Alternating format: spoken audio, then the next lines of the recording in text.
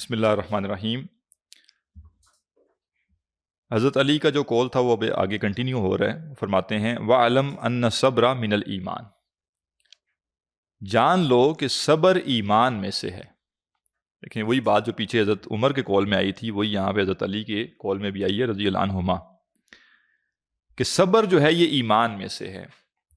اگر یہ سمجھا ہے کہ دین پر چلیں گے اور دین پر چلنے کے بعد کمفرٹ زون سے باہر نہیں نکلیں گے تو پھر دین نہیں ہے۔ یہ دین آپ کو کمفرٹ زون سے باہر نکلنے پر آمادہ کرے گا یا آپ سے مطالبہ کرے گا، اور جس نے کمفرٹ زون کو ترجیح دی اس نے دین کو چھوڑ دیا، پسپا کر دیا نا۔ چھوڑنے کا مطلب ہی نہیں کہ کفر اختیار کر لیا، چھوڑنے کا مطلب یہ ہے کہ اس نے طے کر لیا کہ بھائی میں دین کے لیے قربانی نہیں دوں گا، اور جس نے قربانی دی تو قربانی صبر کے بغیر ہو نہیں سکتی۔ اور وہ کہہ رہے ہیں کہ صبر جو ہے اس کا وہ ایمان میں سے ہے بمنزلۃ الرأس من الجسد، جیسے کہ سر کا مقام جسم میں ہے۔ جو مقام انسان کے سر کا جسم میں ہے وہی مقام صبر کا ایمان میں ہے۔ دیکھیے ہمارا سر جو ہے وہ کس لحاظ سے قیمتی ہے کہ سب جو اہم اعضاء ہیں ہمارے، آنکھیں کتنی بڑی نعمت، پورا جسم ہو انسان کے پاس آنکھیں نہ ہو تو کتنی دنیا اس کی تاریک ہو جاتی ہے۔ اسی طرح غذا کھانی ہے ہم نے تو منہ ہمارا وہ اسی سر میں ہے، ناک ہے، کان ہے، اور پھر ہمارا دماغ ہے۔ تو سب سے مین گویا حصہ یہ۔ تو کہہ رہے ہیں جیسے سر کا مقام جسم میں ہے وہی مقام صبر کا ایمان میں ہے۔ فَإِذَا قُطِعَ الرَّأْسُ، جب سر کٹ جائے ذَهَبَ الْجَسَدُ، جسم ختم ہو جاتا ہے کہ بھئی اب پورا جسم کسی کام کا نہیں رہا کیونکہ اس میں سر باقی نہیں ہے۔ اسی طرح اگر کسی نے صبر نہیں کیا تو دین باقی نہیں ہے۔ دین محض چند اعمال کا نام نہیں ہے، دین اس چیز کا نام ہے کہ جب آپ سے آپ کے سامنے ایک مطالبہ رکھا گیا تو آپ نے ترجیح کس چیز کو دی۔ وَإِذَا سَمِعْتَ كَلِمَةً تُغْضِبُكَ، اور جب تم ایسی بات سنو جو تمہیں غضب دلائے، غصہ دلائے، فی ارضیکا، تمہاری عزت کے بارے میں، فعفو، تو معاف کرو، وصفح، اور درگزر کرو، فإن ذلک من عزم الامور، کیونکہ یہ بڑے حوصلے کے کام ہیں۔ بڑا اہم معاملہ ہے۔ بعض اوقات لوگ کیا کرتے ہیں، وہ کسی کی زبان سے نکلی ہوئی بات کو حقیقت سمجھنا شروع کر دیتے ہیں، جبکہ اس انسان کو گھٹیا انسان سمجھتے ہیں۔ یہ دو چیزیں ہم جمع کر دیتے ہیں کہ ایک انسان کے بارے میں ہم سمجھتے ہیں کہ یہ بڑا گھٹیا آدمی ہے، بہت کمتر آدمی ہے، لیکن ساتھ ہی اس کی زبان سے نکلی ہوئی بات کو حقیقت بھی سمجھنا شروع کر دیتے ہیں۔ مثلا ایک شخص نے، جیسے یہاں پہ وہ کہہ رہے نا کہ اگر کسی نے تمہیں غصہ دلایا تمہاری عزت کے بارے میں، ایک بندہ کوئی تانا دے دیتا ہے کہ تم ایسے ویسے ہو، دیتا رہے، اس کی زبان سے یہ الفاظ نکلنے سے جو اس نے میری حقیقت بیان کی اور میری حقیقت بن نہیں گئی، اور وہ بندہ بھی کوئی ایسا نہیں ہے کہ دیکھیں بعض اوقات نا لوگ، اب یہ باتیں ایسی نا کہ لوگ ان کو ہر طرح سے استعمال کر لیتے ہیں۔ بعض اوقات لوگ کہتے ہیں ہمیں کسی کی پرواہ نہیں جی، کوئی ہمارے بارے میں کیا کہتا ہے، ہمیں کسی کی پرواہ نہیں۔ بظاہر بندہ کہتا ہے یار بڑا جری آدمی ہے، لیکن جری آدمی نہیں ہوتا، یہ ڈھیڑ آدمی ہوتا ہے۔ ڈھیڑ آدمی کیوں ہوتا ہے؟ کیونکہ اس کو ایسے لوگ بھی کہہ رہے ہیں تم غلط کر رہے ہو یا تم برے آدمی بنتے جا رہے ہو، جن کا ایک مقام و مرتبہ ہے۔ وہ کہتے ہیں مجھے کسی کی پرواہ نہیں، میں لوگوں کی باتوں میں نہیں آتا۔ اور ایک شخص وہ ہے جو کہتا ہے کہ بھائی نہیں، مجھے کوئی ٹوکے گا تو میں اس کی بات تو لوں گا، اور وہ ہر ایرے غیرے کی ٹوکنے کو بھی لے رہا ہے۔ تو جو اس میں درمیانی بات ہے وہ یہ ہوتی ہے کہ جو آپ کی زندگی میں اہم لوگ ہیں، سنسیئر لوگ ہیں، قابل لوگ ہیں، اہل فضل ہیں، ان کی تنقید کو آپ لیں گے، اور جو لوگ جن کی کوئی ویلیو نہیں ہے آپ کی زندگی میں یا ان کا معاشرے میں کوئی مقام و مرتبہ نہیں ہے، ان کی تنقید کو آپ ان کی پرواہ نہیں کریں گے۔ نہ یہ ہے کہ ہر ایک کی تنقید کو زیرو کر دیں، اور نہ یہ ہے کہ ہر ایک کی تنقید کو سیریس لینا شروع کر دیں، بلکہ اعتدال میں رہیں۔ مجھے اگر میرے اساتذہ میں سے کوئی کہے کہ تم یہ چیز صحیح نہیں کر رہے، تو میں نہیں کہوں گا جی لوگ تو تنقید کرتے ہی رہتے ہیں جی، اب ہم لوگوں کی تنقید کے پیچھے پڑیں گے تو پھر تو ہو گیا کام ہمارا۔ نہیں، وہ اس کو سیریس لینا پڑے گا، کیونکہ استاد ہیں، ان کا مقام و مرتبہ ہے، انہوں نے اگر کہا ہے تو پہلی بات تو ان کے پاس اتنا وقت نہیں ہوگا کہ وہ ہام خارے کے اوپر کمنٹ کرتے رہیں، اور اگر کہا ہے تو سوچ سمجھ کے کہا ہے، اور اس میں کچھ نہ ہوگا۔ اچھا ایسا بھی ہوتا ہے بعض اوقات کہ استاد نے کوئی بات کہہ دی اور بندہ کافی تو سوچتا رہا کہ انہوں نے یہ کیوں کہی ہے بھائی، مجھے تو نہیں لگ رہا میرے اندر یہ مسئلہ ہے. وہ بندہ سوچتا رہتا ہے. اور یقین کیجئے اگر اچھا استاد اور شاگرد ظاہر ہے ایک وہ ہوتے ہیں جو تکلف سے دھکے سے ہوتے ہیں, میں ان کی بات نہیں کر رہا. جیسے بعض کا ہوتا ہے نا کہ وہ 2 ویڈیو لیکچر دیکھ لی کسی کے تو اس کو استاد کہہ دیجیے, وہ میرا استاد ہے. کیوں جی؟ میں نے ان کے 2 ویڈیو لیکچر سنے. تو میں کہتا ہوں پھر تو سارے صحابہ ہمارے استاد ہوئے, احادیث ہم نے پڑھی ہوئی, ان کے اقوال پڑھے, ٹھیک ہے نا.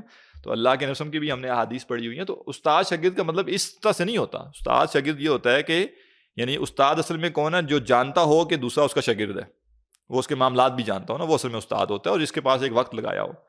تو اکثر ایسا ہوتا ہے کہ جو اساتذہ ہوتے ہیں اگر وہ کوئی تنقید کر دیں اور بندے کو فوراً سمجھ نہ آئے کہ یہ کیوں کہہ رہے ہیں ایسا میرے بارے میں, مجھے تو نہیں لگ رہا کہ میں ایسا ہوں, اور یہ نہیں کہ بندہ اپنے عظیم سمجھ رہا ہوتا, بندہ کہتا ہے یہ والا مسئلہ تو مجھے نظر نہیں آ رہا.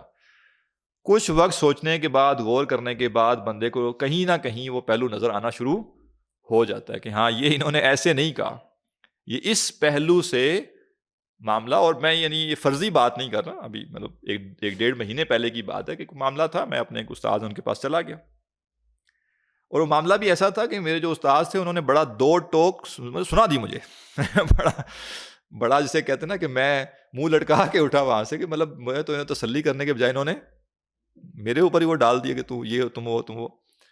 تو خیر ہو چکے استاد تھے, تو میں سوچتا رہا, اور میرا خیال 2 دن میں سوچتا رہا اس کے اوپر کہ جو انہوں نے بات کہی ہے کیوں کہی ہے, یہ یعنی کہیں نہ کہیں فلاح ہے, اور اللہ نے میرے دل میں ڈالا کہ وہ کہاں فلاح ہے, اور مجھے وہ احساس ہوا کہ ہاں یہ مسئلہ تھا, اور اس مسئلے کی وجہ سے یہ انہوں نے میرے بارے میں یہ کہا کہ تم نے یہاں یہ غلطی کی ہے, جو کہ مجھے لگ رہا تھا کہ میں نے اس معاملے میں نہیں کی ہوئی.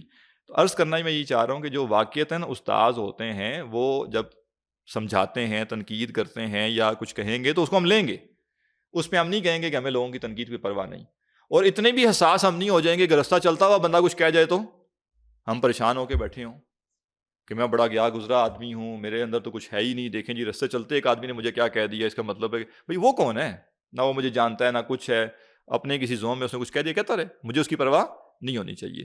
تو جیسے سوشل میڈیا پہ ہر کمنٹ کو سیریس لے لینا, یہ بھی ایک انتہا ہے, اور یہ بھی ایک انتہا ہے کہ کسی معاملے میں کسی بڑے سینئر نے کچھ کہہ دیا تو بندہ کہ یہ کمنٹ ہی تو ہے, اس میں کیا فرق پڑتا ہے. نہیں, ایسا نہیں ہوگا. تو جب تمہیں کوئی ایسی بات کہے تمہاری عزت کے بارے میں, تو تم جو تمہیں غصہ دلائے تو کیا کرو, معاف کرو بھائی, ٹھیک ہے بھائی, کہتے رہو تم. میری عزت یا میرا مقام یا میرا جو بھی مقام و مرتبہ ہے وہ تمہارے کہنے پہ تو ڈیپینڈنٹ ہے نہیں. ہاں, جب مجھے کوئی قابل قدر شخص کہے گا کہ بھئی تم اس طرح کے آدمی ہو, تو پھر میں سوچنا مجھے پڑے گا کہ بھئی میرا کردار کیوں اتنا گھٹیا ہو گیا کہ مجھے ایک علمی آدمی نے اس طرح سے کیوں کہا. ادروائز تو مجھے پریشانی نہیں ہونی چاہیے, اور جب پریشانی نہیں ہوگی تو آئی گئی چلی, بس ختم ہوگی بات. اب کیا مسئلہ ہے؟ فَإِنَّ ذَلِكَ مِنْ عَزْمِ الْأُمُورِ, یہ بڑے عزم کے کاموں میں سے, بڑے حوصلے کے کاموں میں سے ہے. قال عمر بن الخطاب رضی اللہ عنہ, حضرت عمر بن خطاب رضی اللہ عنہ نے فرمایا, من خاف اللہ لم یشفی غیظہ. سبحان اللہ. جو اللہ سے ڈرتا ہے وہ اپنے غصے کی تسلی نہیں کرتا, وہ اپنے غصے کی تشفی نہیں کرتا. وَمَنِ اتَّقَىٰ, اور جو اللہ کا تقوی اختیار کرتا ہے, لم یصنع ما یرید, اس کے دل میں جو آئے وہ نہیں کرتا. یہ ہے ایمان. ٹھیک ہے, پہلی بات انہوں نے کیا کہی کہ جو اللہ سے ڈرتا ہے وہ اپنے غصے کی تسلی نہیں کرتا. مطلب کیا؟ مجھے غصہ آیا اور اس غصہ آنے کے بعد میں نے اپنے آپ کو ٹھنڈ ڈالنے تک غصہ نکالا, جب تک مجھے ٹھنڈ نہیں پڑ گئی تب تک میں غصہ کرتا گیا. اس کا مطلب ہے کہ میں اپنے آپ کو کہیں نہ کہیں کم از کم اس لمحے سپریم سمجھ رہا ہوں کہ میرے اوپر کوئی اتھارٹی نہیں ہے اور میری کوئی کہیں پکڑ نہیں ہو سکتی. لیکن جو اللہ سے ڈرتا ہے وہ کیا کرے گا؟ وہ کہے گا کہ جو کوتاہی اس سے ہوئی ہے, اس کوتاہی پہ جو غضب مجھے آیا ہے, اس کا کوئی نسبت تناسب نہیں ہے اس سے جو مجھ سے کوتاہیاں ہو رہی ہیں اور جو اللہ درگزر کر. میں کون ہوتا ہوں اس سے؟ اچھا, اس کا ہرگز مطلب یہ نہیں ہے کہ غصہ کرنا جائز نہیں ہے. یہ بھی ہمارے ہاں ایک انتہا ہے کہ جی غصہ نہیں کرنا چاہیے اور غصہ کرنا صحیح نہیں ہے اور غصہ جو ہے جائز نہیں ہے. نہیں, ایسا نہیں. شریعت نے کہیں بھی غصے کو حرام نہیں کہا, اور ہمیں اللہ کے نبی صلی اللہ علیہ وسلم کے عمل سے یہ معلوم ہے کہ آپ غضبناک ہوئے ہیں کچھ موقعوں پر. اصل میں فرق یہ کرنا ہوگا کہ کون سا غصہ جائز ہے اور کون سا جائز نہیں ہے. مطلب پہلے تو 2 کیٹیگریز کرنی ہوں گی کہ کون سا غصہ جائز ہے اور کون سا غصہ جائز نہیں ہے. پھر ہمیں یہ کیٹیگریز اس میں کیٹیگریز کرنی ہوں گی کہ جو غصہ جائز ہے وہ غصہ کب کرنا ہے اور کب نہیں کرنا. واضح؟ یعنی ایک تو ناجائز غصہ ہے وہ تو نکل گیا, اس کو تو آپ نے کرنا ہی نہیں. جو انا کی وجہ سے غصہ آئے گا وہ جائز نہیں. لیکن جو حق پہ غصہ آئے گا وہ جائز ہے. لیکن حق پہ جو غصہ آئے گا جائز ہونے کا مطلب یہ نہیں کہ آپ نے امپلیمنٹ بھی کرنا ہے. تو کچھ موقعوں پر دین کہتا ہے بس جانے دو, درگزر کر دو, اور کچھ جگہوں پہ دین الاؤ کرتا ہے کہ امپلیمنٹ کرو.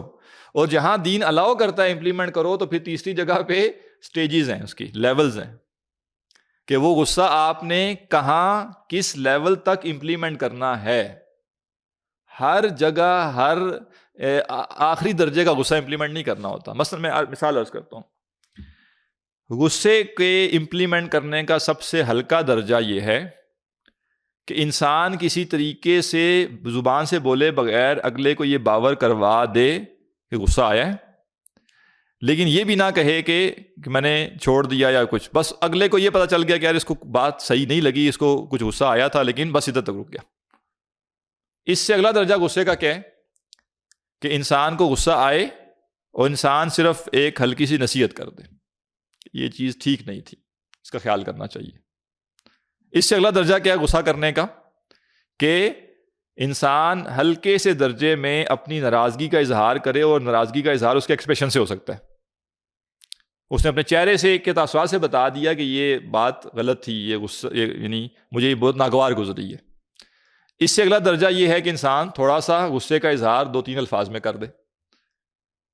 تو یہ نہیں, اس کے لیولز ہیں. اور ایک لیول وہ ہوتا ہے کہ جہاں غصے کا اظہار پھر ناراضگی میں بھی ہو سکتا ہے کہ تم نے اتنا بڑا غلط کام کر دیا کہ میں تم سے بات ہی نہیں کرتا. ہمارا مسئلہ یہ ہوتا ہے کہ ہم تو پہلے تو فلٹر ہی کوئی نہیں ہے, غصہ کرنا ہے تو ہر چیز پہ کرنا ہے, اور پھر ہر چیز پہ بھی جو کرنا ہے اس کا بھی کوئی لیولز نہیں ہے کہ کہاں کس لیول کا غصہ کرنا ہے. اور خاص طور پہ یہ جو غصے کے میں نے لیولز کہے ہیں, جس جگہ جتنا انٹریکشن زیادہ ہے وہاں غصے کو قابو میں رکھنا اور غصے کو درجات میں امپلیمنٹ کرنا اتنا ضروری ہے. گھر میں بیوی بچوں کے ساتھ آپ نے زندگی میں ہزاروں گھنٹے گزارنے ہیں, اور جتنا زیادہ لوگ آپس میں انٹریکٹ کریں گے اتنی کمیاں کوتاہیاں ان کی, اتنے جذبات کا کلیش, اتنے مسائل آپس میں سامنے آئیں گے, اتنی پروبیبلٹی ہے کہ غصے کے سینیریوز پیدا ہوں. تو اگر آپ نے پہلے 4 دفعہ میں ہی فائنل درجے کا غصہ کر لیا تو کیا ہوگا؟ اب وہ تعلق جو ہے اس کے اندر ایک دراڑ پیدا ہو گئی. تو کچھ بچے ہیں جو والدہ سے یا والد سے بالکل ان کا دل اٹھا ہوا ہوتا ہے. کیوں اٹھا ہوا ہوتا ہے؟ بچہ ابھی 4 سال کا ہوا نہیں ہے, ابا جی نے جو غصے کے آخری درجات تھے سارے وہ 20 دفعہ امپلیمنٹ کر دیے. تو غصے کا جتنا سیویئر لیول ہوتا ہے اتنا کم ریپیٹ ہونا چاہیے. یعنی وہ غصہ جس میں بندہ بالکل جسے کہتے ہیں نا آر پار والا اس کا حالت ہو جائے, یہ تو سالوں میں ایک دفعہ کہیں ہو تو ہو, اور اس سے بھی اوائڈ ہی کرنا چاہیے. تو کئی لوگوں کو یہ سمجھ نہیں آتی, وہ ہر دوسرے دن بھی والا غصہ کر رہے ہوتے ہیں. تو اس سے تو یعنی اپنے آپ کو بچانا چاہیے. اسی طرح غصے کا اظہار جو کرنا ہے اس میں جو انسان کی آواز ہے اس کے اندر بھی لیولز ہیں. کبھی آپ کے جو غصے کا اظہار ہوتا ہے وہ پچ میں نہیں ہوتا آواز کی, وہ الفاظ میں ہوتا ہے. کبھی غصے کا اظہار جو ہے وہ آواز کی پچ میں بھی آ جاتا ہے, کبھی وہ الفاظ بھی سخت ہو جاتے ہیں اور آواز کی پچ بھی سخت ہو جاتی ہے.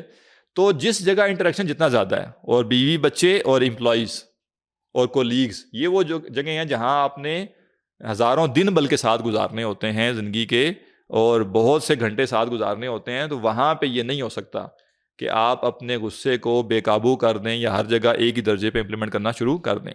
دوسری انتہا بھی غلط ہے, اس کو جی غصہ آتا ہی نہیں ہے, یہ جی اس بندے کو غصہ آتا ہی نہیں ہے. نہیں, کو چیک کرائے, وہ جا کے اپنے آپ کو کوئی لیبارٹری میں ٹیسٹ کرائے. نارمل انسان کے لیے غصہ نہ آنا یہ پرابلمٹک بات ہے. غصہ ہاں جن جگہوں پہ غصہ آنا چاہیے وہاں آنا چاہیے, اور جن جگہوں پہ غصہ آنا چاہیے وہاں پہ جہاں امپلیمنٹ کرنا چاہیے اگر وہیں وہ امپلیمنٹ کرا پھر ٹھیک ہے. تو یہاں جو کہا وہ کیا ہے کہ اپنے غصے کی تسلی نہیں کرتا, یعنی اس کی بریکیں ہیں اس کے پاس. غصہ آتا ہے تو فلٹر کرتا ہے کہ غصہ امپلیمنٹ کرنا ہے یا نہیں کرنا, اور اگر کرنا ہے تو کس حد تک کرنا ہے، یعنی وہ آپے سے باہر نہیں ہو جاتا یا کنٹرول اس کا کھو نہیں جاتا.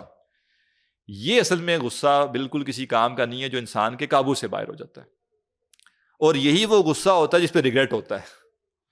ادروائز اگر آپ سرزنش کریں، تنبیہ کریں، الرٹ کریں، تو آپ کو زیادہ اس پہ وہ نہیں ہوتا کہ بھئی میں نے یہ کیوں کیا، کیونکہ آپ نے سوچ سمجھ کے کیا ہوتا ہے نا، آپ نے اپنے آپ کو کنٹرول میں رکھتے ہوئے کیا ہوتا ہے. اصل میں جو ریگریٹ ہوتا ہے وہ اس پہ ہوتا ہے کہ جو انسان اپنے آپ کو قابو سے باہر نکال کے غصہ کرتا ہے، بعد میں پھر اس کو ہوتا ہے کہ میں نے کیوں کیا. تو لہٰذا یہ جو اللہ سے ڈرتا ہے وہ اپنے غصے کی تسلی نہیں کرتا. وَمَنِ اتَّقَىٰ، اور جو اللہ سے ڈرتا ہے لم یصنع ما یرید، بہت پیاری بات، جو چاہتا ہے نہیں کرتا. ٹھیک ہے نا بھئی، میری مرضی، مجھے یہ پسند ہے، میں یہ کرنا چاہتا ہوں، مجھے اس کا شوق ہے. متقی آدمی یہ نہیں کرتا. متقی آدمی ہر معاملے میں دیکھتا ہے کہ جو میرا دل چاہ رہا ہے، جو میں کرنا چاہتا ہوں، اللہ کے ہاں اس کا کیا معاملہ ہے. اللہ کے ہاں پسندیدہ ہے تو بسم اللہ کرو، آگے بڑھ چڑھ کے کرو. اللہ کے ہاں یہ پسندیدہ نہیں ہے تو میرا جتنا مرضی شوق ہے میں یہ نہیں کروں گا. تو یہ مومن جو ہے، جو اللہ سے ڈرنے والا ہے، جس کے پاس اللہ کا تقویٰ ہے، وہ یہ کرتا ہے.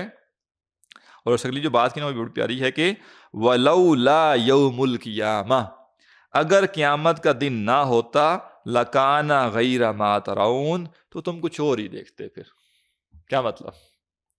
کس کے دل پہ وسوسے نہیں آتے؟ کس کے دل پہ خواہشات وارد نہیں ہوتی؟ کس کے دل پہ جو ہے وہ طغیانی اور سرکشی کے خیالات نہیں آتے؟ تو جو صاحب ایمان ہے وہ کیوں اپنے آپ کو روکتا ہے؟ میں نے اس کا حساب دینا ہے. تو کہہ رہے ہیں کہ اگر آخرت کا دن نہ ہوتا نا تو پھر کچھ اور ہی دیکھا جاتا، پھر جو کچھ یہ مناظر ہے یہ نہ ہوتے. ظاہر ہے یعنی ہر بندے کے اندر ایک فرعون تو بیٹھا ہوا ہے نا، اور ہر بندے کے اندر ایک قارون بھی بیٹھا ہوا ہے. ٹھیک ہے نا، اور انسان جو ہے وہ بہت کچھ اس کے اوپر وارد ہوتا ہے، لیکن انسان کنٹرول کس وجہ سے کرتا ہے؟ اللہ کے تقویٰ کی وجہ سے اور آخرت کی وجہ سے. وَرَاعِ ہَمَّکَ، اور اپنے ارادوں کی نگرانی کرو. وَاشْتَغِلْ بِإِصْلَاحِ نَفْسِکَ، اور اپنے نفس کی اصلاح میں مشغول رہو. عَنْ عَیْبِ غَیْرِک، دوسروں کے عیب کے بجائے. بڑی پیاری بات. کیا ہوتا ہے کہ بعض اوقات جو ہے انسان دوسروں کی آنکھ میں، جیسے تنکا جو ہے وہ ایک ذرہ بھی اس کو نظر آ جاتا ہے اور اپنی آنکھ کا شہتیر بھی اس کو نظر نہیں آتا. تو انسان کی جو نگاہیں ہیں نا، وہ اس کا جو پہلا، آپ کہہ لیجئے جو پہلا منظر ہونا چاہیے اس کا اپنا آپ ہونا چاہیے. سکھاتے ہیں نا کہ انسان کے جو منہ سے بات نکلتی ہے تو اس منہ کی بات کو ریسیو کرنے والے سب سے پہلے اس کے اپنے کان ہیں. تو یعنی سب سے پہلی جو اس کی آڈینس ہے وہ خود ہے. اسی طرح جو ہماری آنکھ دیکھتی ہے اور خاص طور پہ جو عیب تلاش کرتی ہے، تو جو پہلا آبجیکٹ اس کے سامنے آنا چاہیے وہ اپنا نفس ہے. اس کے بعد کسی اور کو دیکھے تو دیکھے. تو بعض لوگوں کا مسئلہ یہ ہوتا ہے کہ وہ دنیا جہان کے مسئلے، دنیا جہان کے لوگوں کے مسائل، ان کی خرابیاں، ان کی کوتاہیاں، وہ ان سے آپ تھیسس لکھوا لیں، اس پہ وہ بتا سکتے ہیں کہ کس کا کیا مسئلہ ہے. اور ان سے بندہ کہ یار بھائی جان آپ کے اندر بھی کوئی مسئلہ ہے، تو وہ سوچ میں پڑ جائے گا کہ میرے اندر میرے اندر کہاں سے مسئلہ ہے. اس کا مطلب کیا ہے؟ اس کا مطلب یہ ہے کہ اس کی قریب کی نظر کمزور، اس کی دور کی نظر ٹھیک ہے، قریب کی نظر اس کی بہت کمزور ہے. تو کہہ رہے ہیں کہ اپنے نفس کی اصلاح کرو، اپنے آپ کو مشغول رکھو اپنے نفس کی اصلاح میں دوسروں کے عیب کو چھوڑ کر. اور وجہ کیا ہے؟ ہم میں سے کون شخص ہے جو صبح گھر سے نکلے اور وہ ایک بندے کو کہے یار تم یہ جو کام کر رہے ہو نا، تم اگر تھوڑا سا اس طرح سے نہیں، اس طریقے سے کرو نا تو تم 4 پیسے زیادہ کما لو گے. پھر وہ دوسرے بندے کے پاس جائے اور وہ اس کو کہے کہ یار یہ تم جو کاروبار کر رہے ہو نا، تم اس کاروبار میں یہ چیز بھی شامل کر لو، تم اور پیسے کما لو گے. پھر وہ تیسرے کے پاس جائے اور صبح سے شام تک وہ 20-25 بندوں کے پاس جا کر ان کو مشورے دے کر آ جائے کہ وہ کیسے بہتر کما سکتے ہیں، اور شام کو خالی ہاتھ گھر لوٹے. ہے کوئی نہیں ہے. بلکہ کوئی اس سے مشورہ لینا بھی چاہے گا، وہ کہے گا آج بزی ہوں، آج آفس کا کام بہت زیادہ ہے، آج میں آپ کو مشورہ نہیں دے سکتا، کل میں مشورہ دے دوں گا. یعنی انسان کو اچھے طریقے سے پتہ ہے کہ چونکہ پیسہ نظر آتا ہے نا، تو انسان کو اچھے طریقے سے پتہ ہے کہ میں پہلے اپنے آپ کو بہتر کروں، اپنی پروگرس، اپنی ترقی، اس پہ میں فوکس کروں، اور کہیں بیچ میں گنجائش بچے تو میں کسی کو بھی بتا دوں کہ یار تم بھی ذرا اس طریقے سے کرو تو تھوڑا سا آگے بڑھ جاؤ گے. بس یہی معاملہ نفس کا بھی ہے. اگر آخرت میرے پیش نظر ہے تو میرے لیے دوسروں کی کوتاہیوں سے بڑھ کے اپنی کوتاہیاں ہوں گی، کیونکہ میں اپنی آخرت کو کمپرومائز ہوتا ہوا دیکھ رہا ہوں گا. لیکن اگر آخرت میرے پیش نظر نہیں ہے تو بس پھر مجھے لوگوں کی کوتاہیاں نظر آ رہی ہوں گی کہ اس بندے میں یہ مسئلہ ہے، اس میں یہ مسئلہ ہے. فَإِنَّهُ كَانَ يُقَالُ، کیونکہ یہ کہا جاتا ہے کفا بالمرء عیبا، آدمی کے لیے یہی عیب کافی ہے، ان یستبین لہ من الناس، کہ اسے لوگوں میں وہ چیز دکھائی دے ما یخفی علیہ من نفسہ، جو اس کے اپنے آپ میں اس کو نظر نہ آئے. ٹھیک ہے نا، آدمی کا باعیب ہونا یا عیب والا ہونے کے لیے یہی کافی ہے کہ اس کو لوگوں کی وہ چیز دکھائی دے جو اس کو اپنے اندر دکھائی نہیں دیتی. او یمقت الناس، یا وہ لوگوں سے نفرت کرے، فیما یاتی مثلہ، انہی باتوں کی وجہ سے جو خود اس میں ہوں. یار یہ بڑا بے مروت آدمی ہے، اس میں مروت ہی نہیں ہے اور خود اس سے بڑا بے مروتا کوئی نہیں. یہ جناب قرضہ لے کے واپس نہیں کرتا، خود 4 لوگوں سے قرضہ لیا واپس نہیں کر رہا قدرت ہونے کے باوجود بھی. یار یہ تو کسی سے ملتا جلتا ہی نہیں ہے، کسی کو وقت ہی نہیں دیتا، خود بھی وہی کر رہے ہیں. تو جو آدمی لوگوں میں ان عیبوں کے سے ان کے ساتھ نفرت کرے، ان کو حقیر جانے جو عیب اس کے اپنے اندر سے موجود ہے، اس کا مطلب یہ کہ اپنے آپ کو دیکھا ہی نہیں ہے اس نے، اور اپنے آپ کو اس نے وہی خیالی دنیا میں کہیں رکھا ہوا ہے کہ میں تو بڑا برتر آدمی ہوں اور یہ باقی سارے جو ہے نا یہ گئے گزرے لوگ ہیں. او یؤذی جلیسہ، یا وہ اپنے ساتھ بیٹھنے والے کو ایذا دے، او یقول فی الناس، یا لوگوں کے بارے میں کہے ما لا یعنیہ، جو اس سے متعلق نہ ہو. یہ بھی ایک بڑا اہم پہلو ہے. ہمیں گفتگو کرتے ہوئے یہ بات لازمی دیکھنی چاہیے کہ جو گفتگو ہم کر رہے ہیں اس کا مقصد کیا ہے. ابھی ہم 4 بندے بیٹھ جائیں اور ہم شروع ہو جائیں کہ یار چائنیز لوگ جو ہے نا ان میں کیا کیا مسائل ہیں. اچھا جی یہ مسئلہ ہے، ان میں یہ مسئلہ پایا جاتا ہے، یہ خرابی، یہ بہت بڑا مسئلہ ہے یار، ان میں لینا دینا کیا ہے ہمارا. ہم نے چاہنا ہے چین جانا ہے، کوئی جا رہا ہے ہمیں سے ادھر پڑھنے جا رہا ہے، کاروبار کرنے جا رہا ہے، یا ادھر سے کوئی آ رہا ہے اس کا مہمان بن رہا ہے، یا ان کی کوئی ڈیلنگ کچھ ہے نہیں، پھر کیوں کر رہے ہیں؟ یا کیا ہمارا وہ جو موضوع ہے اس وقت وہ قوموں کو ڈسکس کرنا نہیں ہے، تو پھر ایسے ہی بیٹھے ہوئے لگے یہ جو فلاں ہے جی یہ ایسے یہ ویسے. تو یہ کیا ہے کہ زبان کا استعمال ایسے ہی کیا جا رہا ہے، لوگوں کے بارے میں وہ باتیں کی جا رہی ہیں جو اس سے متعلق ہی نہیں. کوئی وجہ بنتی ہو بات کرنے کی تو انسان کرے، ادروائز یعنی بلا وجہ نیگیٹو باتیں کرتے رہنا بھی اصل میں انسان کی طبیعت پہ اور اس کے آپ کہہ لیجئے اس کی شخصیت پہ اس کے کوئی اچھے اثرات نہیں ہیں. اور یہ نقطہ جو ہے وہ ریاض الصالحین میں ہم نے تفصیل سے اس پر بات کی ہوئی ہے کہ جو بندہ مومن ہے نا اصل میں وہ غیر متعلق چیز میں پڑتا ہی نہیں ہے. کوئی چیز بہت اٹریکٹیو ہو سکتی ہے، بہت دلکش ہو سکتی ہے، بہت مزے کی ہو سکتی ہے، بہت اہم ہو سکتی ہے، اگر وہ مجھ سے متعلق نہیں ہے تو میرے لیے اس کی ویلیو 0 ہے، مجھے اس سے کوئی پرواہ نہیں ہونی چاہیے. اور اگر کوئی چیز مجھ سے متعلق ہے اس کے اوپر مجھے پرواہ ہوگی، اب چاہے وہ اٹریکٹیو نہیں ہے، چاہے اس میں مجھے انٹرسٹ نہیں ہے، لیکن مجھ سے متعلق ہے، مجھے کرنا پڑے گا، اس کو دیکھنا پڑے گا. تو بندہ مومن بھی دیکھتا ہے کہ اس سے متعلق کیا ہے زندگی میں، اپنے متعلق چیزوں کے اندر پڑھنا اور اس میں اپنا وقت لگانا وہ سمجھ آتا ہے. وَاسْتَعْمِلْ لِلَّهِ عَقْلَكَ بِتَرْكِ التَّدْبِيرِ، اور اپنی عقل کو استعمال کرو اللہ کے لیے تدبیریں چھوڑ کر. وَاسْتَعِنْ بِاللَّهِ، اور اللہ سے مدد مانگو عَلَى صَرْفِ الْمَقَادِيرِ، تقدیروں کے بدلنے میں. یہاں اس کا مطلب کیا ہے کہ وَاسْتَعْمِلْ لِلَّهِ عَقْلَكَ بِتَرْكِ التَّدْبِيرِ، کہ بھئی زندگی میں کوئی بھی جو معاملہ ہے نا وہ الٹیمیٹلی کیسے ہوگا؟ اللہ کے کرنے سے ہوگا، نہ کہ میں یہ سمجھنا شروع کر دوں کہ جو میری تدبیریں ہیں، جو میری پلاننگ ہے نا وہ کرے گی.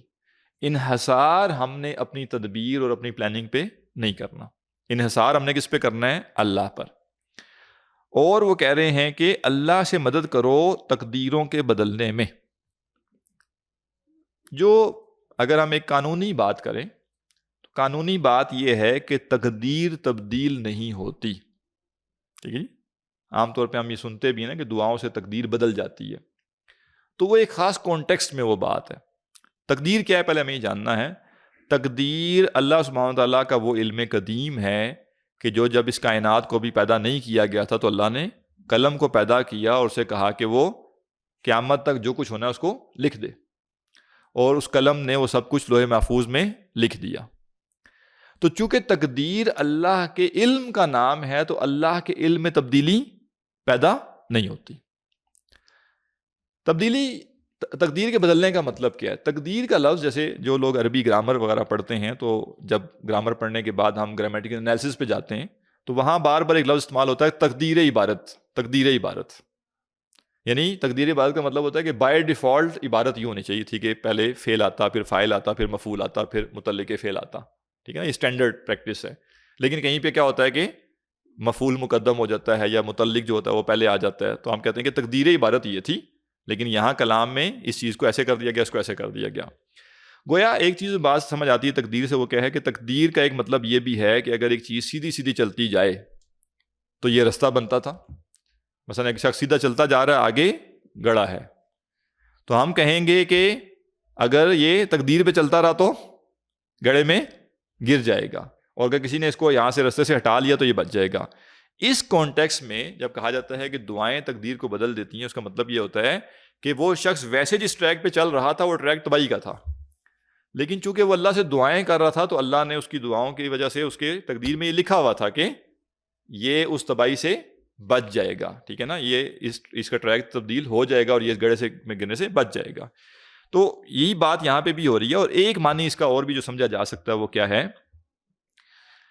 انسان بعض اوقات تقدیر کو ایزیوم کر لیتا ہے، ایک ازمپشن اپنے ذہن میں قائم کر لیتا ہے کہ اب یہی ہونا ہے، ٹھیک ہے نا۔ بعض اوقات جو بھی ہمارے دماغ کا فنکشن ہے، برین کا فنکشن ہے، بعض اوقات انسان ایسی کنڈیشن میں چلا جاتا ہے جہاں اس کو لگتا ہے کہ اب بس یہی رستہ ہے، اور مثلا ایک شخص مایوسی کی طرف تھوڑا چلا گیا، نا امیدی کی طرف چلا گیا، تو اس کو لگتا ہے کہ اب یہ تباہی آنی ہے، پھر یہ تباہی آنی ہے، پھر یہ تباہی آنی ہے، پھر یہ تباہی آنی ہے، اس کو لائن میں تباہیاں ہی نظر آ رہی ہوتی ہیں۔ تو گویا جیسے اس کو بھی کہا جا رہا ہے کہ تقدیر پھر جائے گی، پھیر دی جائے گی، کیا کرنے سے؟ اللہ کی مدد سے۔ تو اللہ کی مدد حاصل کرو، جو تمہیں لگ رہا ہے کہ یوں تقدیر آگے چلنی ہے میری، جبکہ اس کو تقدیر کا علم نہیں ہے، تو وہ جو اس کو بھی سمجھ آ رہی ہے کہ یوں میں نے ناکام ہو جانا ہے، یوں میں نے تباہ ہو جانا ہے، یہ ناکامی اور تباہی اس کا ذہن بھی بدل سکتا ہے جب وہ اللہ سے مدد مانگے گا اور اللہ سے دعا کرے گا۔ قال علی رضی اللہ عنہ، حضرت علی رضی اللہ عنہ نے فرمایا، یبن آدم، اے ابن آدم، لا تفرح بالغنا، امیری پر خوش نہ ہو، ولا تقنط بالفقر، اور فقر پر مایوس نہ ہو، ولا تحزن بالبلا، اور مصیبت پر غمگین نہ ہو، ولا تفرح بالرخاء، اور خوشحالی پر اتراؤ مت، فإن الذهب یجرب بالنار، کیونکہ سونا آگ پر ڈال کر پرکھا جاتا ہے، وإن العبد الصالح، اور جو نیک بندہ ہے، یجرب بالبلا، آزمائشوں سے پرکھا جاتا ہے۔ اب آزمائش کا جو معاملہ ہے، تو یہ جتنی چیزیں بیان کی گئی ہیں اصل میں سب آزمائش ہیں، غنا بھی آزمائش ہے، فقر بھی آزمائش ہے، اور بلا بھی آزمائش ہے، اور رخا بھی آزمائش ہے۔ لیکن ہوتا یہ ہے کہ ہم جو غنا ہے اور رخا ہے اس کو ہم آزمائش عام طور پہ سمجھتے نہیں، اس کو ہم نعمت سمجھتے ہیں۔ یعنی عام طور پہ ایسا نہیں ہوا کہ کسی نے 5 کروڑ یا 10 کروڑ پہ لگا کر یا 2 کروڑ پہ لگا کے گھر بنایا ہو اور اس نے اس کے باہر لکھایا ہو ہاذا بلاؤ میں ربی، ٹھیک ہے نا، کہ یہ میرے رب کی طرف سے آزمائش ہے، یہ ہاذا فتنۃ من ربی، حاذی فتنۃ من ربی، اس نے یہ نہیں لکھا۔ ادھر کیا لکھا ہوتا ہے؟ ہاذا فضل من ربی۔ ٹھیک ہے، وہ اللہ کا فضل بھی، اس میں کوئی شک نہیں ہے، لیکن فضل کے ساتھ ساتھ وہ آزمائش بھی ہے نا۔ تو برحال آزمائش سب آزمائش ہے، امیری بھی آزمائش ہے، فقر بھی آزمائش ہے، لیکن ہوتا یہ ہے کہ ہم غنا کو اور کشادگی کو آزمائش نہیں سمجھتے، اور فقر اور جو مصیبت ہے اس کو ہم آزمائش سمجھتے تو ہیں، لیکن جب اس کی سختی بڑھتی ہے تو ہم اس کو آزمائش سمجھنے کے بجائے مایوسی کی طرف جانا شروع کر دیتے ہیں۔ تو انہوں نے کہا کہ یہ جو فقر ہے اور یہ جو مصیبتیں ہیں، یہ کیا ہے؟ یہ وہ بھٹی ہے جس میں ڈال کر پرکھا جاتا ہے کہ سونا سونا ہے یا نہیں۔ اس کا مطلب کیا ہے؟ ایک تو کبھی بھی یہ دعا نہیں کرنی چاہیے کہ اللہ ہمیں آزمائش میں ڈال. اللہ سے ہمیشہ عافیت مانگنی چاہیے. یہ دعا کرنے کے ساتھ یہ ذہن میں ہونا چاہیے کہ یہ میں اللہ سے کہہ رہا ہوں کہ اللہ مجھے عافیت عطا کر. لیکن اگر اللہ کا مقصود، اللہ نے یہ چاہا کہ وہ مجھے آزمائے، تو آزمائش میری بھٹی میں ڈال کر ہوگی جس سے میں عافیت مانگ رہا ہوں. اور اگر بھٹی میں ڈالا گیا تو وہ عذاب نہیں ہوگا. جب کوئی شخص مصیبت کو اور آزمائش کو عذاب سمجھ بیٹھتا ہے نا، تو پھر وہ اس میں کامیابی کے امکانات بہت کم ہو جاتے ہیں. تو یہ سمجھ آنا کم از کم ضروری ہے کہ اگر مجھے بھٹی میں ڈالا گیا، اس کا مطلب ہے کہ میرے بارے میں یہ ازمپشن تو تھی کہ شاید یہ سونا ہو. بات سمجھ رہے؟ آزمائش مانگنی نہیں ہے، لیکن جب آ گئی تو اس میں پھر تسلی کا سامان ڈھونڈنا ہے نا. تو وہ تسلی کا سامان یہ بھی ہے کہ دیکھیں نا، ایک ہے کہ آپ نے کسی کو جا کے جولر کو ایک چیز پکڑائی، اس نے تو سے پکڑتے ایسے پھینک دیا کہ اور جی یہ کدھر سونا ہے، جی یہ تو لوہا ہے، یہ تو پیتل ہے. اور ایک یہ کہ آپ نے اس کو دیا، اس نے اس کو کھرچ کے بھی دیکھا، سارا کچھ کر کے دیکھا، اور اس کو خیال ہوا کہ شاید یہ سونا ہو. اس نے کہا جی اب یہ پگھلا کر مزید کنفرم ہوگا. تو اگر وہ جو سونار ہے اس نے اگر اس کو بھٹی میں ڈال دیا ہے، اس کا مطلب ہے کہ پروبیبلٹی ہے کہ وہ سونا ہو. تو جب بندہ مومن کو آزمائش میں ڈالا گیا جس سے وہ عافیت مانگ رہا تھا، لیکن اللہ کا فیصلہ تھا کہ اس کو ڈالا جانا، تو اس کو ڈال دیا گیا. تو تسلی کا سامان یہ ہے کہ اس کو کم از کم اس کے بارے میں یہ زمشن رکھی گئی ہے یا یہ پروبیبلٹی رکھی گئی ہے کہ وہ سونا ہے. اب اس کے اوپر ہے کہ وہ اپنے آپ کو کھرا ثابت کرتا ہے یا کھوٹا ثابت کرتا ہے. تو وہ کہہ رہے ہیں کہ دیکھو جو نیک بندہ ہے نا، اس کو تو آزمائش سے پرکھا جاتا ہے. وَإِنَّكَ لَا تَنَالُ مَا تُرِيدُ، اور تم ہرگز نہیں پا سکتے جو تم چاہتے ہو، إِلَّا بِتَرْكِ مَا تَشْتَهِي، مگر اس کو چھوڑ کر جو تم چاہتے ہو. بڑی خوبصورت بات ہے اور گہری بات ہے. وہ کہہ رہے ہیں کہ تم نہیں پا سکتے اس کو جو تم چاہتے ہو مگر اس کو چھوڑ کر جو تم چاہتے ہو. کیا مطلب؟ مقام و مرتبے جو ہوتے ہیں وہ خواہشات کی تکمیل سے حاصل نہیں ہوتے. مقام و مرتبے خواہشات کی قربانی سے حاصل ہوتے ہیں. کوئی ڈاکٹر ہے، اسے پوچھ لیجئے کہ بھئی تم ڈاکٹر کیسے بنے ہو، تو کبھی بھی نہیں یہ کہے گا جی جو دل میں آیا میں نے وہ کیا تو میں ڈاکٹر بن گیا. ٹھیک ہے نا؟ کوئی بھی کامیاب آدمی ہے، کوئی کسی پہلو سے وہ کامیاب ہے نا، اس سے آپ جا کے پوچھئے کہ بھئی تم نے یہ کامیابی کیسے حاصل کی، تو وہ آپ کو یہی کہے گا اس مقام پر پہنچنے کے لیے مجھے اپنے کچھ شوق چھوڑنے پڑے ہیں، کچھ خواہشات چھوڑنی پڑی ہیں، کچھ خوشیاں اپنی چھوڑنی پڑی ہیں، تب میں یہاں تک پہنچا ہوں. اور یہ جو آج کی دنیا بنا دی گئی ہے کہ جو دل کرے وہ کرو، ٹھیک ہے نا، من کی مان. تو من کی مان جو ہے اصل میں یہ جانور کا سلوگن ہے، یہ انسان کا نہیں ہے. جانور کا گول کوئی نہیں ہے. جانور جو ہے وہ پروگرامڈ ہیں، اور وہ جس چیز کے لیے پروگرامڈ ہیں وہ کرتے جا رہے ہیں، لہٰذا ان کا یہ مسئلہ نہیں. تو ان کے جو دل میں آئے گا وہ اس کے اسباب ہوں گے تو وہ پورا کر لیں گے اس خواہش کو. ان کو کھانے کا دل کر رہا ہے، کھانا موجودہ کھا لیں گے. پانی پینے کا دل کر رہا ہے، پانی موجودہ پی لیں گے. بندہ مومن کا تو یہ معاملہ ہے ہی نہیں کہ وہ خواہشات پہ چلے اور خواہشات پہ چل کے ہی سمجھے کہ میں کوئی مقام و مرتبہ بھی پا لوں گا. ایسا نہیں ہوگا. یعنی موٹیویشن اسپیکر تو یہ جو ہے نا کہانی بیان کر سکتے ہیں کہ بھئی آپ اپنی خواہشات بھی پوری کریں اور پھر بھی کسی مقام پہ پہنچ جائیں گے. حقیقت ایسا نہیں ہے.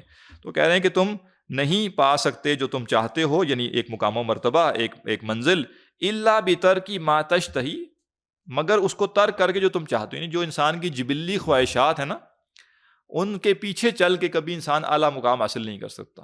اس کا یہ مطلب نہیں ہے کہ ان خواہشات کا گلا گھونٹ دینا ہے، ایسا بھی نہیں کرنا. ان خواہشات کو مقصد کے تابع کر دینا ہے. جہاں خواہش اور مقصد ٹکرا جائے گا وہاں مقصد آگے، اور جہاں خواہش اور مقصد نہیں ٹکرا رہے وہاں پہ مقصد بھی چل رہا ہے اور خواہش کو بھی آپ نے اویل کر لی. تو اس میں کوئی مذائقہ نہیں ہے. یعنی وہ دوسری انتہا پہ بھی جانے کی ضرورت نہیں ہے کہ ہر خواہش کو مار دیا جائے. نہیں، خواہش کا مسئلہ نہیں ہے. خواہش تب مسئلہ بنتی ہے جب وہ آپ کی جو مقصد ہے اس کے آگے رکاوٹ بنتی ہے، یا جہاں جا کے دو رستے پیدا ہوں گے وہاں پہ آپ نے مقصد کو چوز کرنا ہوگا. جب ایک ہی رستے پہ چلتے ہوئے مقصد بھی پورا ہو رہا ہے، خواہش بھی پوری ہو رہی ہے، تو اس میں کوئی مذائقہ نہیں ہے. انسان کو قطعاً یہ نہیں کہا گیا کہ خشک زندگی گزارے. بعض لوگوں کا دین کا تصور اس طرح کا بن جاتا ہے نا کہ جیسے ہر وقت ایک سیریس رہنا، اور ہر وقت جیسے بس کوئی یعنی عبادات میں ہی ہر وقت لگے رہنا، صبح آنکھ کھلنے سے لے کے رات سونے تک اذکار کرنا، یہ جیسے کوئی بہت اعلیٰ مقام و مرتبہ ہے اور باقی سب چیزیں جیسے بری ہیں. ایسا نہیں. ان صحابہ کے بارے میں ہمیں بعض روایات سے ملتا ہے نا کہ مطلب وہ بھی یعنی ہنسی مذاق بھی کر رہے ہیں. ٹھیک ہے, ہمارے ایک استاد ہیں وہ بتاتے ہیں کہ وہ ایک مجلس میں اللہ کے نبی سے موجود ہیں, مطلب فجر کے بعد آپ بیٹھا کرتے تھے مسجد میں ہی نماز کے بعد, اور صحابہ بھی بیٹھتے تھے, اور ایسے کیجولی, یعنی وہ کوئی ہلکا اس سے نہیں ہے کہ بڑا, ایک طریقے سے کیجولی بیٹھے ہیں, اور آپ پوچھتے تھے کہ ہاں بھائی فلاں کدھر ہے, وہ نہیں نظر آ رہا, ٹھیک ہے, کوئی بیمار ہے اس کی حال احوال پتہ چل گئے, اور یعنی جو بھی آپ کہہ لیں ایک خبریں ہیں, جو بھی معاملات ہیں وہ بھی ہیں, اور ساتھ میں کسی نے خواب بیان کر دیا اپنا, جی میں نے یہ خواب دیکھا ہے تو اس کی کیا تعبیر ہے. اچھا, وہ ہمارے استاد وہ کہتے ہیں کہ بھائی وہ ایسے بات چیت کرتے کرتے نا, اور ایک صحابی کہہ رہے ہیں دوسرے کو, اوے تمہیں یاد ہے وہ اسلام سے پہلے تمہارا کیا نام ہوتا تھا, اور وہ ہنس رہے ہیں اس کے اوپر, اور اللہ کے اسم موجود ہیں, اور دوسرے کہہ رہے ہیں وہ تجھے یاد ہے وہ کیا ہوتا تھا, اور وہ لوٹ پوٹ ہو رہے ہیں نہیں ادھر ہی, ٹھیک ہے نا, ہنس ہنس کے لوٹ پوٹ ہو رہے ہیں.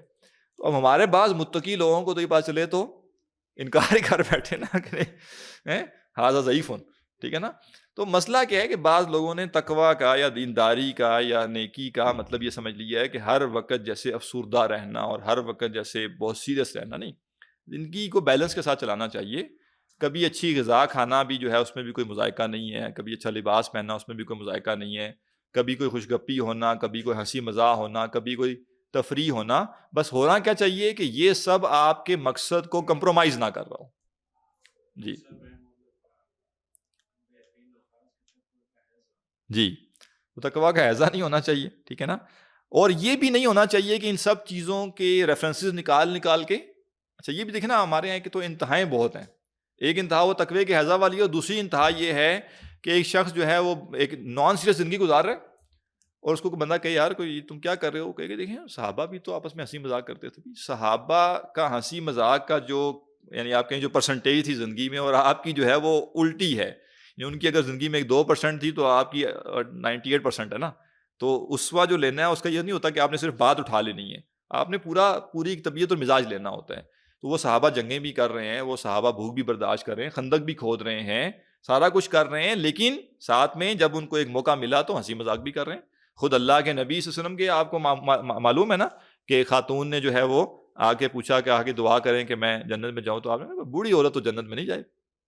تو پریشان ہو گئی, پھر کہا کہ بھائی جنت میں جوان ہو کے جائیں, ٹھیک ہے نا. تو اب یہ کیا ہے کہ مطلب ایک ہنسی مذاق کا پہلو بھی ہے. تو گویا ایک نا معتدل زندگی بڑی ضروری ہے, اور معتدل زندگی وہ نہیں جس میں سب چیزیں برابر ہو جائیں, 25% سارے نہیں. معتدل زندگی کا مطلب ہے کہ جہاں جتنی جگہ ہے جس کی, بس اس کو اتنا وہاں پہ رکھا جائے. اب جیسے بعض لوگ کیا کرتے ہیں, وہ مطلب ساری زندگی ٹورزم میں گزاریں گے اور دلیل دیں گے کہ دیکھیں جی دین میں اس کی گنجائش ہے. دین نے یہ والی گنجائش نہیں دی تھی, ٹھیک ہے نا.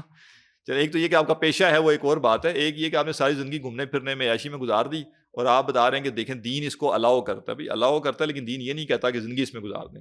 اور دوسری طرف کچھ لوگ ہوں گے وہ کہیں گے یار یہ کیا غفلت کی باتیں, وہ دوسری انتہا پہ چلے جائیں گے, وہ ہلکی سی بھی اس کی کوانٹٹی کو برداشت نہیں کریں گے.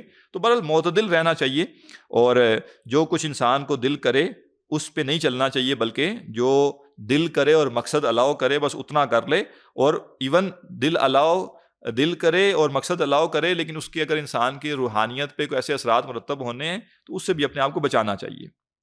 جیسے ویسے ہی کثرت مزاح سے منع کیا گیا, ٹھیک ہے نا, کثرت مزاح اچھی چیز نہیں ہے. وَلَن تَبْلُغَ مَا تُؤَمِّلُ إِلَّا بِالصَّبْرِ, اور تم ہرگز نہیں پہنچو گے جس کی تم آرزو کرتے ہو اس تک مگر صبر کے ساتھ. یہ بڑی پیاری بات ہوتا ہے نا, فیزیبلٹی بنتی ہے پیپر پہ, جی ایئر 1 یہ ہوگا پھر یہ ہو جائے گا, ایئر 2 یہ ہوگا. تو پیپر پہ تو آپ ارب پتی بننا چاہیں تو بن سکتے ہیں, ٹھیک ہے, اور پیپر پہ تو آپ نے 4 دفعہ PhD کرنی ہے تو آپ کر سکتے ہیں, اور پیپر پہ تو آپ نے دنیا میں بادشاہ بھی بننا ہے تو بن سکتے ہیں. پیپر پہ تو کوئی مسئلہ نہیں, لیکن وہ جو پیپر پہ آپ طے کرتے ہیں کہ میں نے اگلے 5 سالوں میں 10 سالوں میں یہ اچیو کرنا ہے, جب اس پہ چلیں گے تو کیا ہوگا, اس تک تب پہنچ پائیں گے جب آپ صبر کریں گے. کبھی بھی دنیا میں آپ کو سیدھا رستہ نہیں ملے گا, ہرڈلز آئیں گی, رکاوٹیں آئیں گی. تو یا تو انسان عزائم رکھے نا, بڑے عزائم نہ رکھے, یا تو کہہ دے کہ میں کسی کام کا نہیں ہوں, اور اگر عزائم رکھے تو پھر یہ طے کر لے کہ وہ آرام سے پورے نہیں ہوں گے, مجھے اسٹرگل کرنی پڑے گی. وَلَن تَبْلُغَ مَا تُؤَمِّلُ إِلَّا بِالصَّبْرِ عَلَىٰ مَا تَكْرَهُ, اور تم ہرگز نہیں پہنچو کہ اس کو جس کی تم آرزو کرتے ہو مگر صبر کے ساتھ اس پر جو تمہیں ناپسند ہے. بہت کچھ بیچ میں ایسا آئے گا جو تمہیں مزہ نہیں دے رہا ہوگا، تمہیں پسند نہیں ہوگا، لیکن تمہیں اس پہ صبر کرنا پڑے گا. وَابْذُلْ جُهْدَكَ لِرِعَایَةِ مَا افْتَرَضَ اللَّهُ عَلَيْكَ، اور اپنی پوری کوشش کھپا دو ان امور کا خیال رکھنے میں جو اللہ نے تم پر فرض کی. حدیث میں آتا ہے کہ بندہ مومن جو ہے وہ اللہ کے قریب ہوتا ہے اس چیز کے ذریعے جو اللہ نے اس پر فرض کی ہے. دین نے ترجیحات بتا دی ہیں. ترجیحات کیا ہیں؟ اللہ کا قرب حاصل کرنے کے لیے سب سے پہلے وہ کام کرنا جو اللہ نے تم پر فرض کیا، اور فرض کے بعد اللہ کا جو مزید قرب حاصل ہوگا وہ کیسے ہوگا؟ نوافل کے ذریعے.